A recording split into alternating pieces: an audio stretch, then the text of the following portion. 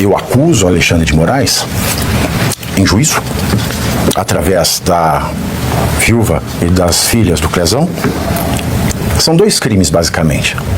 O crime de abuso de autoridade, que é de claridade solar, e tortura agravada por resultado morte. São esses os crimes. A morte do empresário Clériston da Cunha, conhecido como Clezão, completa 1 ano hoje. Preso por conta dos atos do 8 de janeiro, Clezão morreu aos 46 anos depois de sofrer um mal súbito na Papuda, em Brasília. O presídio não tinha equipamentos médicos para atendê-lo, conforme relatório da Defensoria Pública do Distrito Federal. E, além disso, o resgate levou 40 minutos para chegar.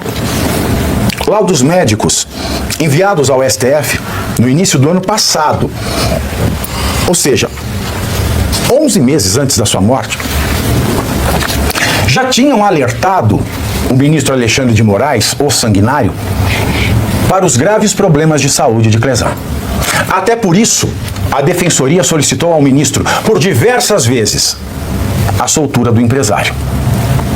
Mas Moraes não acatou o pedido e sequer apreciou o parecer da Procuradoria-Geral da República pela liberdade condicional, para que ele pudesse fazer os tratamentos médicos adequados, ou na sua casa, ou num hospital da rede SUS, no qual ele já fazia esses tratamentos.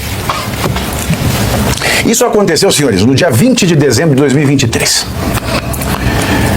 Eu estava em Nova York nesse dia. De novembro. 20 de novembro de 2023, eu estava em Nova York. Eu fiquei chocado com esse caso. Eu voltei para o Brasil alguns dias depois e procurei a família do Clezão.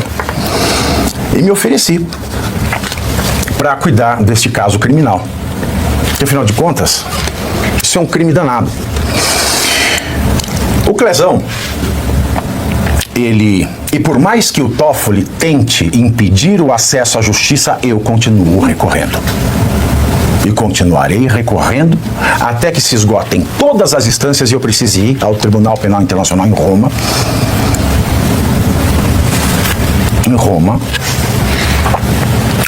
Onde eu sou cidadão e posso fazer uma bela sustentação sobre isso. Mas eu vou esgotar todos esses meios. O Clezão, quando ele foi detido, foi preso, encarcerado no dia dia 8 de janeiro de 2023.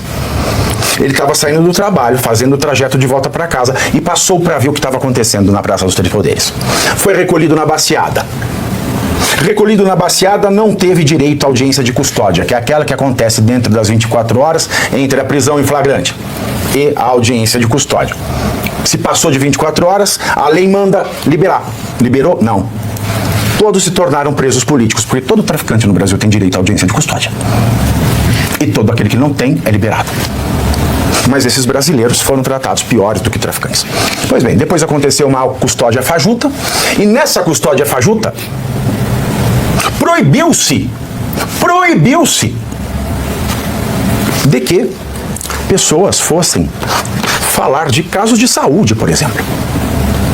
Mas o fato é que a médica no SUS, que atendia o Clezão no SUS, quando ele foi encarcerado, já mandou o registro dele, porque ele tinha doenças pré-existentes ao 8 de janeiro. Ele já tinha um estado de saúde delicado. E isso foi apresentado pela médica, carimbado pela médica. E quando isso acontece, o que manda a lei brasileira? Hoje eu estou muito professor, mas desculpem. Não, tá ótimo. A lei brasileira, ela diz o seguinte: o juiz não pode